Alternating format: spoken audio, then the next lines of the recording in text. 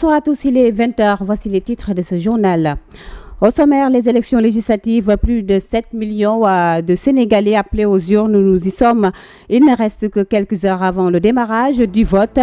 On fait le point avec le ministre de l'Intérieur sur les dispositifs au moment où le Forum civil joue sa partition pour des élections apaisées et transparentes à suivre. Nous ferons focus également sur l'Assemblée nationale. Ces évolutions à suivre en entretien dans ce journal avec l'honorable Doudou Wade. L'ancien député va revenir sur la tradition parlementaire du Sénégal et ses réformes. Bienvenue à tous.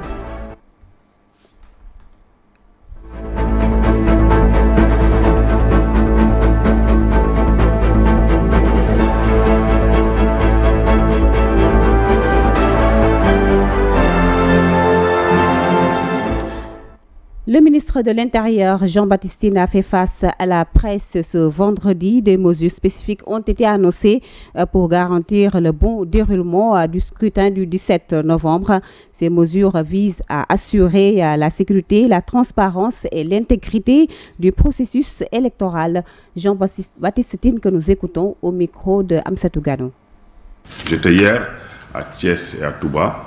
Demain, je me rendrai dans la région de Dakar, essentiellement, pour voir sur le terrain vraiment si tout est en place. Mais je sais pouvoir compter sur les comptes rendus périodiques du directeur général des élections. Tout est vraiment en place.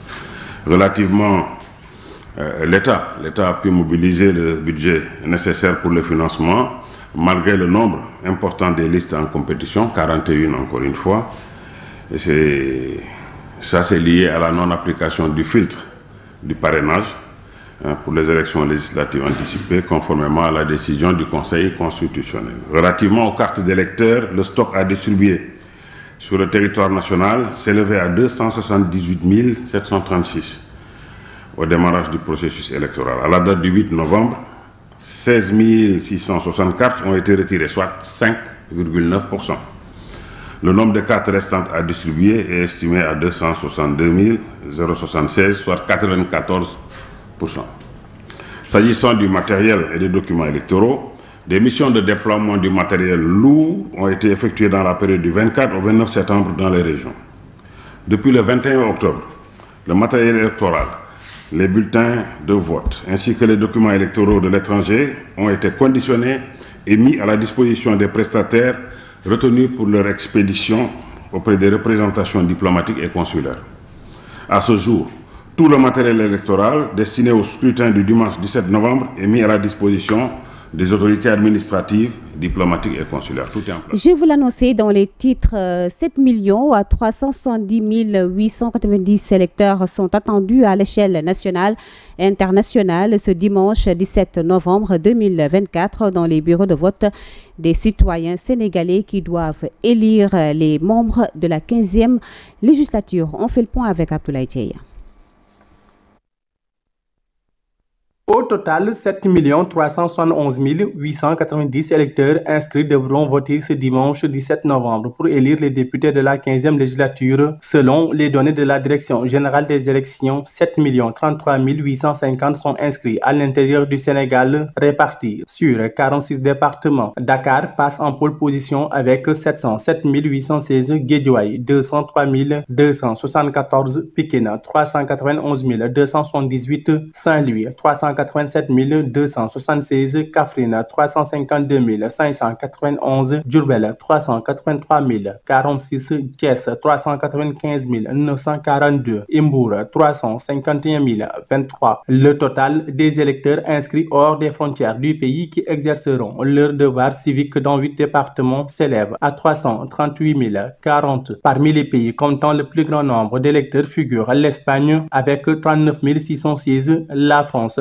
76 502, l'Italie 51 617 et la Mauritanie 26 590. Le mode de scrutin combine un scrutin majoritaire à un tour et un scrutin proportionnel selon le code électoral. Dans le cadre du scrutin majoritaire, 112 sièges seront pourvus, dont 97 pour le territoire national et 15 pour la diaspora. Chaque département élit entre 1 et 7 députés en fonction de sa population, tandis que les circonstances de la diaspora élisent entre 1 et 3 députés. En parallèle, 53 sièges seront attribués selon un scrutin proportionnel sur une liste nationale. Chaque parti obtiendra une part des sièges proportionnels à sa part des suffrages obtenus à l'échelle nationale. L'aspect fondamental est la parité homme-femme. Toutes les listes de candidats doivent alterner entre les deux sexes, assurant une représentation équilibrée au sein de l'Assemblée. La répartition des 165 sièges se fera donc en fonction de ces deux systèmes. Cette approche permet de maintenir une tendance majoritaire tout en assurant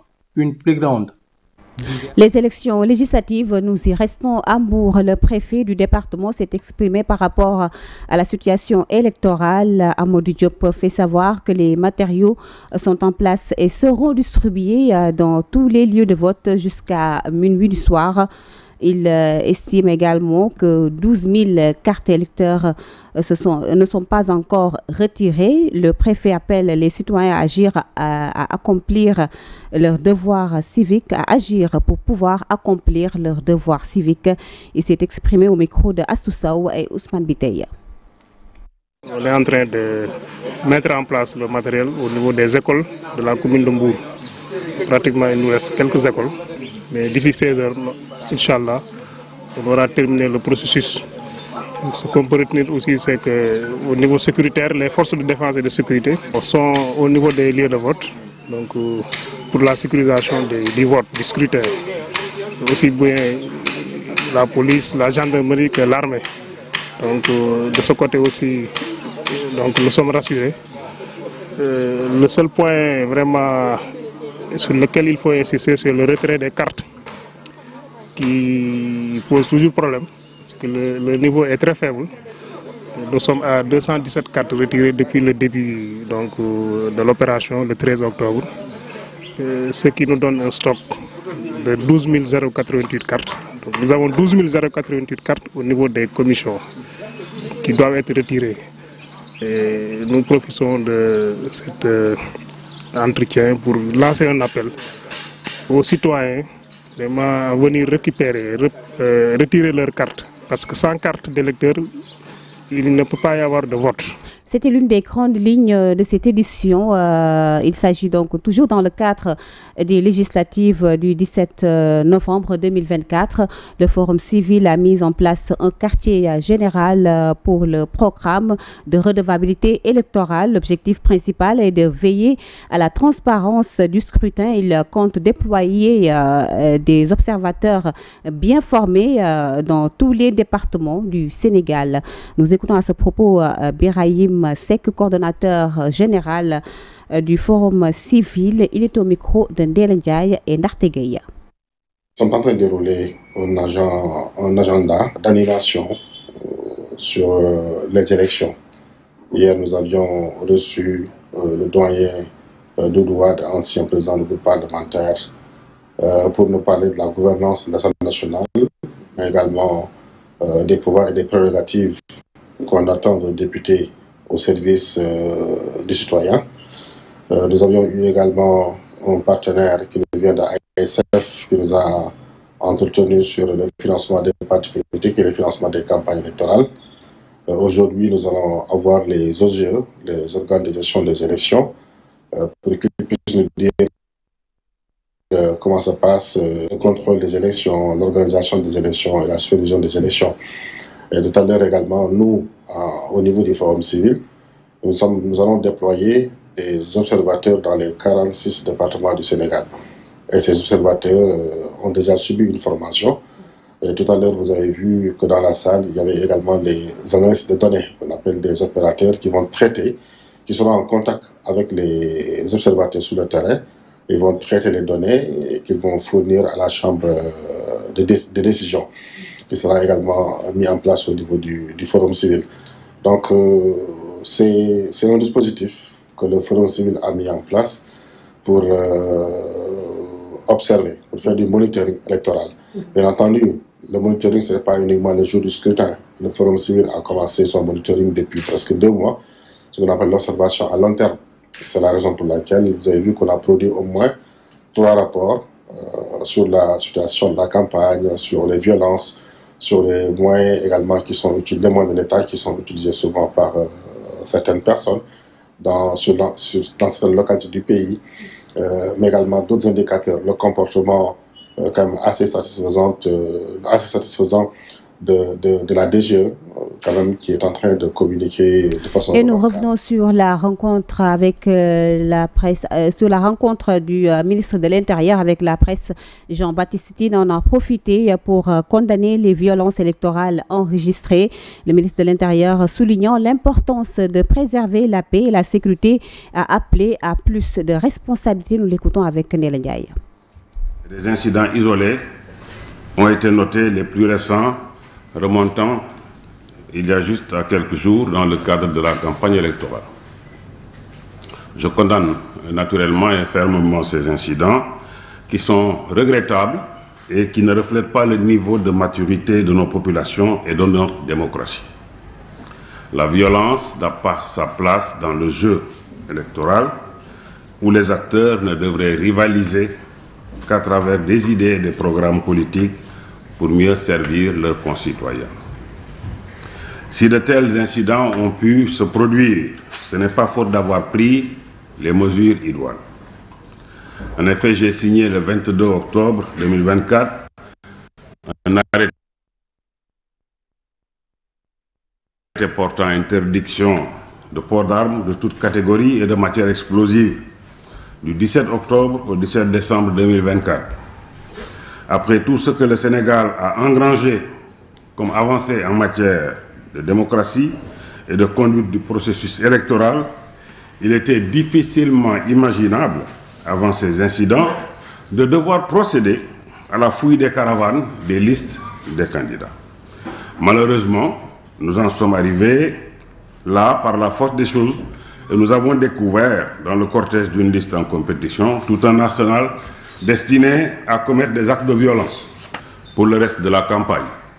Et pour toujours, je voudrais lancer un appel à tous les acteurs afin qu'ensemble, nous fassions preuve de retenue et d'esprit de paix et de concertation. Et maintenant, on fait focus sur l'Assemblée nationale, mais notez que le Sénégal est doté d'une tradition parlementaire des plus anciennes, l'un des rares pays dont l'Assemblée nationale fonctionne normalement. Cependant, il est important aujourd'hui de rappeler réellement c'est quoi le rôle fondamental d'un député. Aïssatou Ba s'est entretenu à CTV avec l'ancien président du groupe parlementaire du Parti démocratique sénégalais, Doudou Wade. Regardez. 41 listes pour 165 sièges. Ce dimanche 17 novembre, les Sénégalais devront choisir à qui donner majorité entre le pouvoir et l'opposition. L'Assemblée nationale, justement, puisque c'est de cette institution de la République qu'il s'agit, est installée depuis l'indépendance. Elle a connu plusieurs évolutions. Selon Doudou Wade, l'ancien député. Depuis ma législature à moi, c'est-à-dire que ma participation à la 9e législature de 98. Maintenant, j'ai vu une assemblée qui a effectivement progressé à partir de 2001, lors des législatives après l'alternance. L'assemblée a beaucoup progressé du point de vue organisation, du point de vue règlement intérieur de l'Assemblée qui a été modifié en 2002 pour faire des avancées intéressantes et importantes d'abord pour les députés et ensuite principalement pour l'opposition sénégalaise.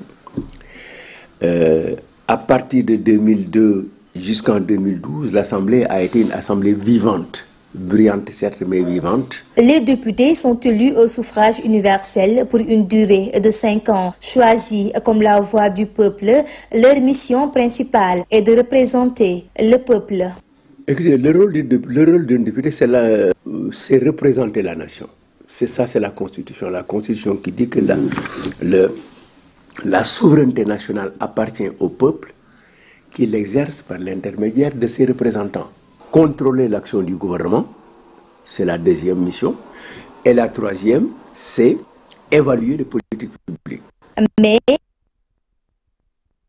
selon toujours l'ancien président du groupe parlementaire du PDS, pour une assemblée de rupture, il faut d'importantes réformes dans tous les domaines. C'est d'abord l'organisation de l'Assemblée.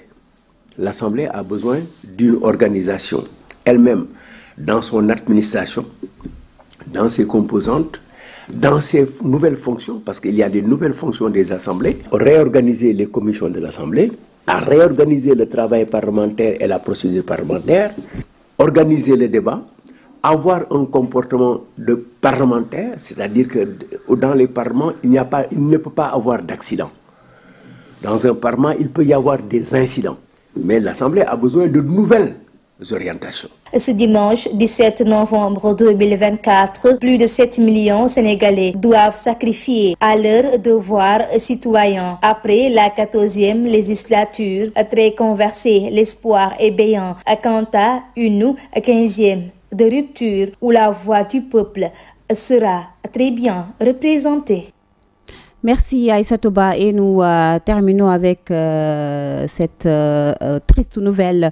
Le monde de la presse qui est en deuil. Maguette Meng, journaliste à Confidentiel Afrique, nous a quittés des suites d'une courte maladie. La rédaction de Global Télévision présente ses sincères condoléances au groupe Confidentiel Afrique et au doyen Ismaïla Aïdara. Que la terre lui soit légère.